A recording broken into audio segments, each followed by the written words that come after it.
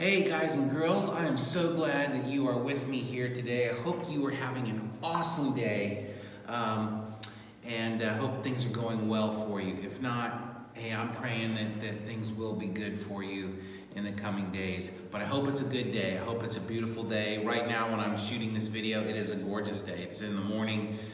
It's been an awesome morning so far.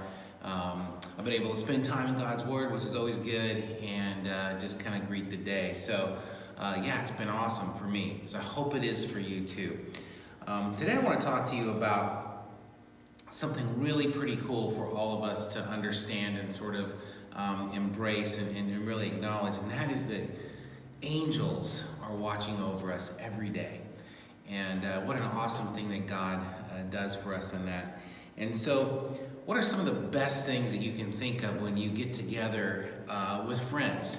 What are the things that you like when you get together with your friends?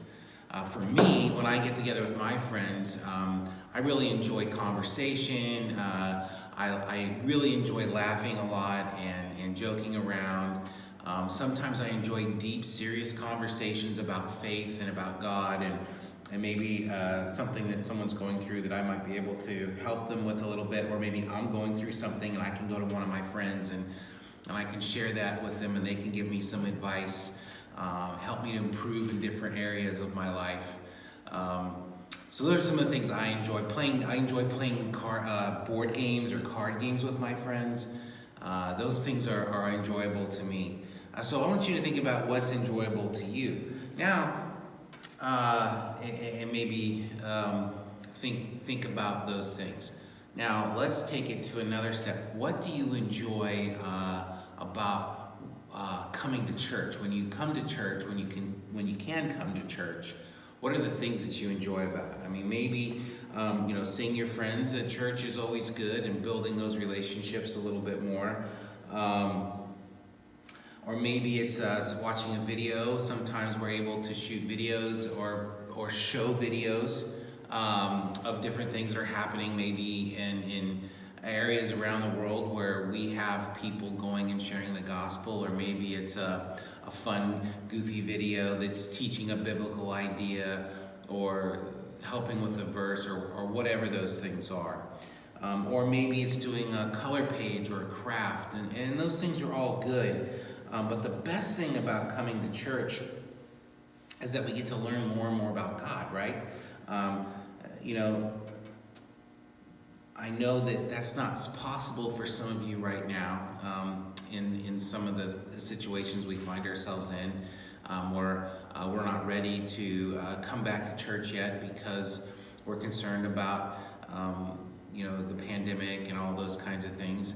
But when you are here, the learning about God is the most important thing, and that's why we're bringing these videos to you, so that we can still bring you teachings about God, about Jesus Christ, about the Bible, and how we live our lives. And so we want you to learn about God. We want you to learn how much He loves us, what is God like, and that He is always with us. So we might learn some new surprises like today. One of these surprises is that God has angels watching out for us and keeping us safe. This is what Psalm 91:11 says. It says, let me get out the old readers. Got to put those on. It says, "For He will command His angels concerning you to guard you on all your ways."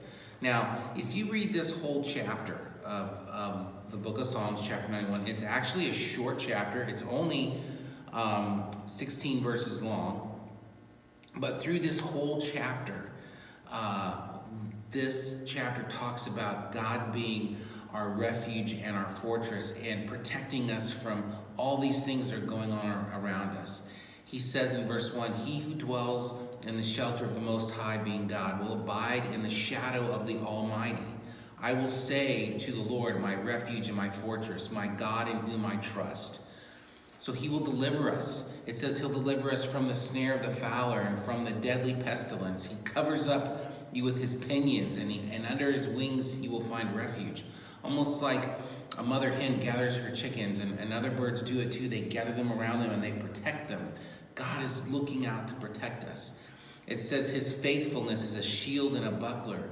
You will not fear the terror of the night, nor the arrow that flies by the day, nor the pestilence that stalks in darkness, nor the destruction that wastes the noonday. He says, 1,000 may fall at your side and 10,000 at your right hand, but it will not come near you. You will only look with your eyes and see the recompense of the wicked. Because you have made the Lord your dwelling place, the Most High, who is my refuge, no evil shall be allowed to befall you, no plague come near your tent. And then in verse 11, the main verse we're talking about today, for he will command his angels concerning you to guard you in all your ways. On their hands they will bear you up, lest you strike your foot against a stone. You will tread on the lion and the adder, the young lion and the serpent you will trample underfoot. Because he holds fast to me in love, I will deliver him. I will protect him because he knows my name. When he calls to me, I will answer him. I will be with you. I will be with him in trouble. I will rescue him and honor him. This is God speaking. With long life, I will satisfy him and show my salvation. And so this whole psalm is talking about building us up, and then we have protection. And so today I have a few things with me. I have this piece of paper, a couple pieces of paper here. I have this bowl of water, and I've got this small clear cup. And so, first of all, I want to represent you and me by the paper. That's us, right? So I'm going to write the word you on this paper, okay? Here we go. I'm trying to have my best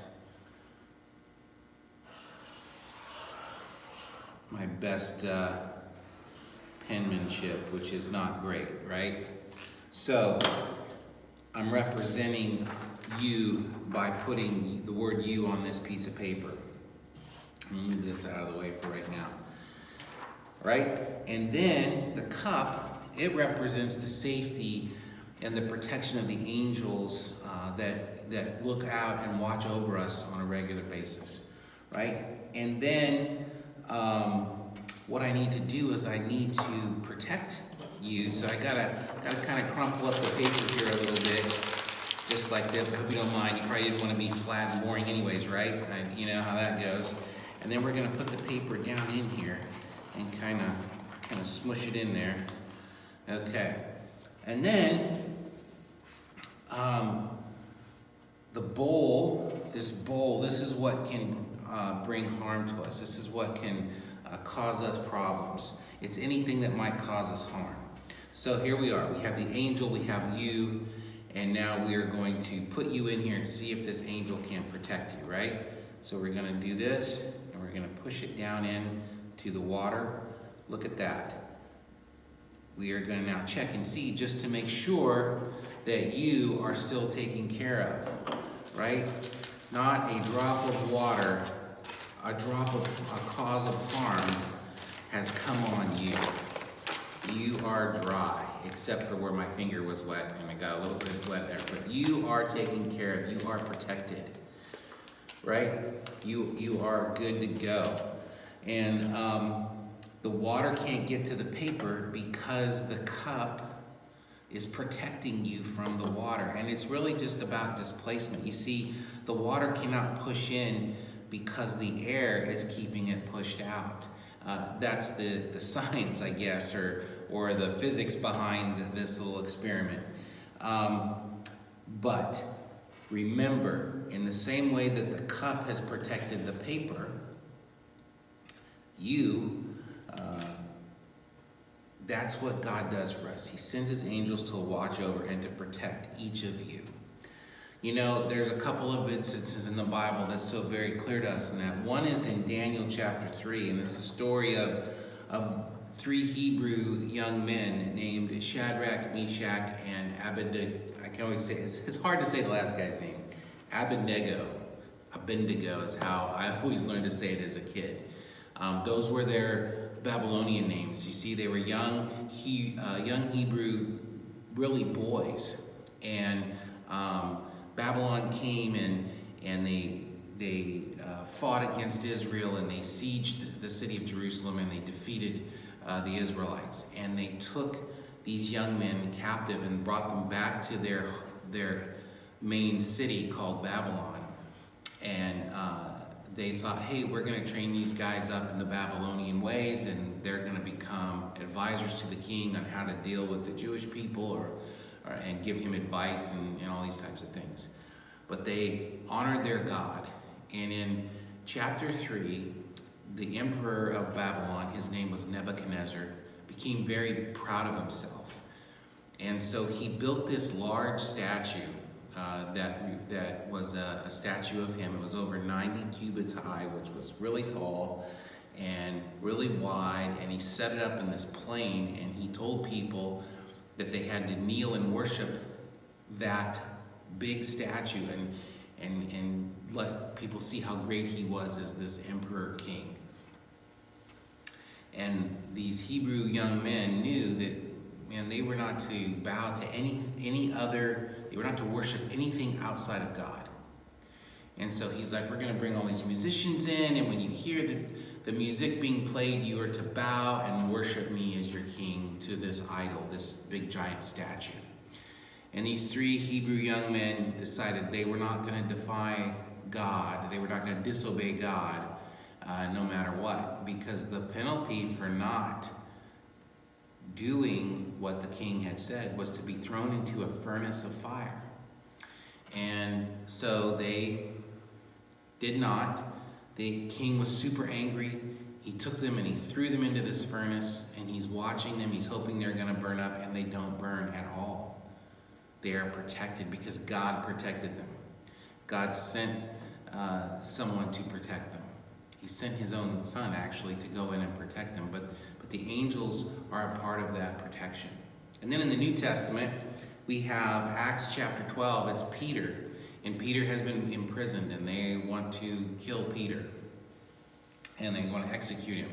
And so he's there in prison, and they actually had several sets of guards guarding him. They actually had 2 guys that were chained to him in his cell, 2 guards on the outside, and then another 4 guards throughout the prison that were there designed to guard Peter. Those 8 men were there to guard Peter, make sure he didn't escape. And so he's sitting there and are sleeping. It's at night, and an angel comes to him, and the shackles the chains that he's chained to these other 2 men are at, he was chained by his hands and by his feet. Those chains fall off of him. The 2 guards remain asleep.